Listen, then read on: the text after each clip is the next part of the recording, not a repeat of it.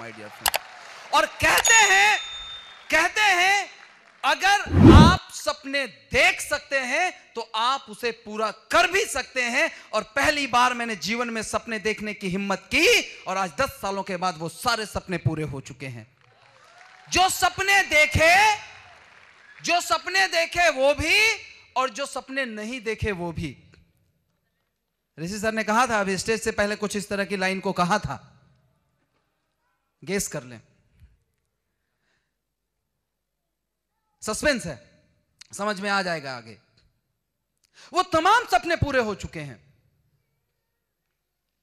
My dear friends, मैंने देखा कि इससे ड्यूसॉफ्ट के पहले भी मैं ही था, ड्यूसॉफ्ट के बाद भी मैं ही था, लेकिन ड्यूसॉफ्ट के बाद ज्वाइन करने के बाद मेरे अंदर की एनर्जी, बड़ी अजीब सी एनर्जी आ गई मेरे अंदर, एक अजीब सी ताकत आ गई, एक अजीब सी ऊर्जा आ गई और लगने लगा यार ये भी कर सकता हूं, ये भी कर सकता हूं, ये भी कर सकता हूं, ये भी कर सकता हूं। इतनी ताकत आ गई ये ज्वाइन करने के बाद। और तब मुझे पता चला कि इंसान का, कहते हैं शादीशुदा लोग अक्सर परेशान रहते हैं अपनी बीवियों से, कहते हैं यार ये पत्नी नहीं है, ये पनौती है, जब देखो तब सर पे सवार रहती है, हैं? बाहर तो इज्जत करेंगे बड़ी तरीके से, लेकिन घर में हु इज द बॉस? गृह मंत्रालय, आई सल्यूट यू। यस, गृह मंत्रालय। और ड्यूसॉफ्ट ज्वाइन करने के बाद मुझे एक बात समझ में आ गई कि जिंदगी का अगर असली कोई कंट्रोलर है तो वो है आपके सपने, वो है आपका ड्रीम, वो है आपका लक्ष्य। अगर आपके पास सपने हैं तो वही आपकी जिंदगी को कंट्रोल करता है माय डियर फ्रेंड्स, और वही आपकी जिंदगी को सफलता तक पहुंचाता है। कितने घंटे आपके अपलाइन आपके साथ होंगे? आपके अपलाइन कितने घंटे आपके साथ होंगे?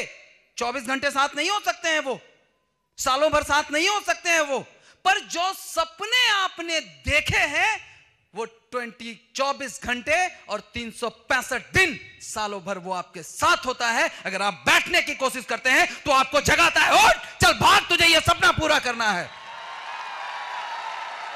तो जिंदगी की, थैंक यू, जिंदगी की जो असली ताकत है वो सपनों में है माय डियर फ्रेंड्स। ये मैं अपनी बात कह रहा हूं, मुझे पता नहीं है आपके बारे में, मैं आपके बारे में नहीं बता सकता, लेकिन मैं अपने बारे में जरूर बता सकता हूं कि मेरी जिंदगी का जो असली ताकत था वो था मेरा सपना, मेरा ड्रीम, मेरा लक्ष्य, मेरा गोल। और उन्होंने मुझे कंट्रोल किया, उन्होंने मुझे कभी बैठने नहीं दिया, उन्होंने मुझे कभी चैन लेने नहीं दिया, उन्होंने मुझे कभी सांस लेने नहीं दिया। हम लोग बड़े बड़े नाम सुनते हैं, बड़ी बड़ी सफलता की कहानियां पढ़ते हैं, धीरूभाई अंबानी, के.आर. नारायण मूर्ति, वो अजीम प्रेम जी, और बड़ी बड़ी नामों को सुनते हैं। क्या थे ये लोग, कैसे ये यहां तक पहुंचे? कहते हैं धीरूभाई अंबानी के बारे में, पॉकेट में 50 पैसा नहीं होता था और करोड़ों के सपने देखते थे। कैसे? इन्फोसिस के चेयरमैन के.आर. नारायण मूर्ति साहब, 70 के आसपास की बात है, जब वो अपनी कंपनी का एस्टैब्लिशमेंट कर रहे थे, 10 दोस्त मिलकर 10-10 हजार रुपए जब वो लगा रहे थे कंपनी को एस्टैब्लिश करने के लिए, तो नारायण मूर्ति साहब वो 10,000 रुपए अपनी बीवी के गहनों को बेचकर लाया था। ऐसी थी उनकी जिंदगी, 10,000 रुपए नहीं थे उनके पास, गहनों को बेचा, 10,000 का जुगाड़ किया और वहां से जिंदगी को स्टार्ट किया था। आज वो यहां पे हैं। अजीम भाई प्रेम जी, उनके फादर का वेजिटेबल ऑयल, वनस्पति का उनका फैक्ट्री था उनके फादर का,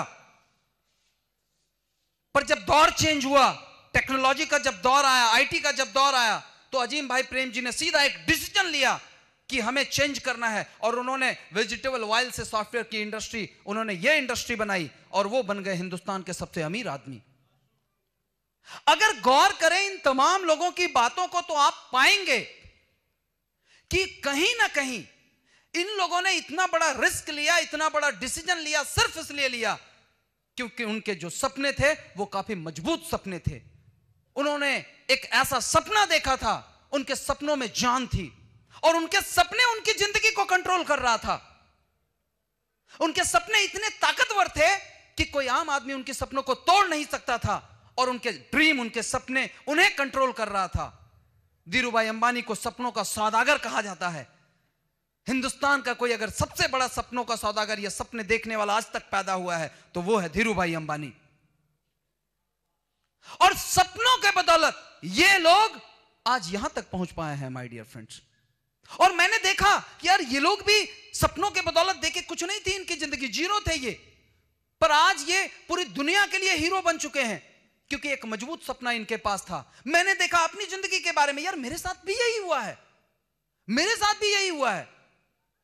मैं भी कुछ भी नहीं था पर मेरे सपने इतने मजबूत थे कि मैं किसी भी सपनों के साथ समझौता नहीं कर सकता था। कौन सा सपना मारता बताओ आप हमें, कि क्या मैं अपनी बहन के ड्यू सॉफ्ट होने के बाद भी मैं अपनी बहन की शादी फिर से एक बार गांव में किसी एक साधारण परिवार में कर देता?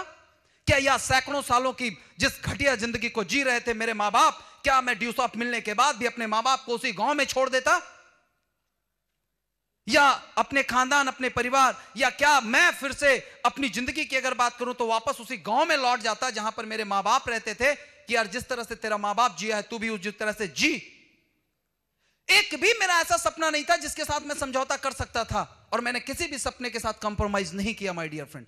मैंने देखा कि यार ये बड़े बड़े लोगों के साथ भी यही हुआ है, मेरे साथ भी यही हुआ है। यानी मुझे समझ में आ गई एक बात कि जिंदगी को अगर कोई सफलता के मुकाम तक पहुंचाता है तो वो सबसे पहली चीज है तो वो है आपके ड्रीम, आपके सपने, आपका लक्ष्य, आपका गोल। अगर आपके सपनों में दम है, आपके सपनों में अगर जान है तो आपकी सफलता सुनिश्चित है माय डियर फ्रेंड्स। दुनिया की कोई ताकत इसे नहीं रोक सकती है, किसी कीमत पर नहीं रोक सकती है। लेकिन हां सपने ऐसे होने चाहिए जो आपके रेंगटे खड़े कर दे। सपने ऐसे होने चाहिए जो आपके रेंगटे खड़े कर दे। सिर्फ याद कर लेने से आपके शरीर का एक एक रोंगटा खड़ा हो जाना चाहिए। कहते हैं सपने वो हैं जो दिन की चैन उड़ा दे, रातों की नींद उड़ा दे और तब तक उड़ाता रहे जब तक आप उस सपने को पूरा नहीं कर लेते हैं। सपना उसे कहते हैं माय डियर फ्रेंड्स, ड्रीम इसे कहा जाता है। मेरे अंदर जब सपने जागृत हुए, मेरे अंदर जब ये तमाम सपने जागृत हुए तो मेरे अंदर पागलपन आ गया। यार अब क्या करूं, किसको लूटूं, किसको जोड़ूं, किधर 7,000 निकालूं? भागने लगा पागलों की तरह, इधर चलो उधर चलो, इधर जाओ उधर जाओ। पर वही कहते हैं आपको भूख अगर ज्यादा लगेगी तो क्या दोनों हाथ से खाने लगेंगे? पर मैं यही किया था, एक्साइटमेंट में आकर मैंने कई गलत चीजों को किया था। मैं बस भाग रहा था, भाई साहब अरे आ जाओ, क्या कितनी उम्र है आपकी? 25 साल। 25 साल निकल गया, ऐसे ही निकल गया, कुछ नहीं किया आपने। अरे सीधा आओ, देखो कुछ नहीं करना है, 2 ज्वाइन करवाना है, 7,000 लगाना है, 34 लाख, अब जबरदस्त मजा आ जाएगा, कुछ नहीं करना है। ऊपर से नीचे एक बार देखता था, पागल हो गया है लड़का, लगता है पागल हो गया है।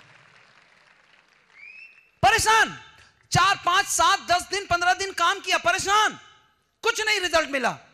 करना क्या है यार, सारे सपने रखे के रखे रह जाएंगे। एक बार मुझे याद आया, यार वो मेरा दोस्त क्या बोला था, अशोक जी बोले थे, रणविजय जी नौकरी की तैयारी करनी है तो चलिए, मौका खुला है, नहीं तो दोस्त मत दीजिएगा। अब तो मैं उनको भी नहीं बोल सकता था। थोड़ा सा मन में आया, लगता है कुछ तो गलत किया हूं। फिर लगा नहीं, ऐसे कैसे गलत कर दिए। चिंटू सर रहते थे पटना में, पहुंचे, सर सॉरी ये उस समय आनंद सर आए हुए थे पटना में। पटना में एक प्रोग्राम हुआ था पहली बार और वहां पर आए हुए थे। मैंने बहुत कम मुलाकात होती थी तो सर से स्पेशली मैं कहा सर आपसे आधा घंटा का समय चाहिए। सर के साथ बैठा और बैठने के बाद मैंने कहा कि सर सब कुछ, सर मैं जैसा चाह रहा हूं वैसा हो नहीं पा रहा है, बहुत कोशिश कर रहा हूं सर, बहुत मेहनत कर रहा हूं सर, आपको बता नहीं सकते, एकदम दिन को दिन नहीं, रात को रात नहीं, जब हमेशा सर काम करते हैं लेकिन बिजनेस निकल नहीं रहा है सर, जैसा हम चाह रहे हैं वैसा हो नहीं रहा है।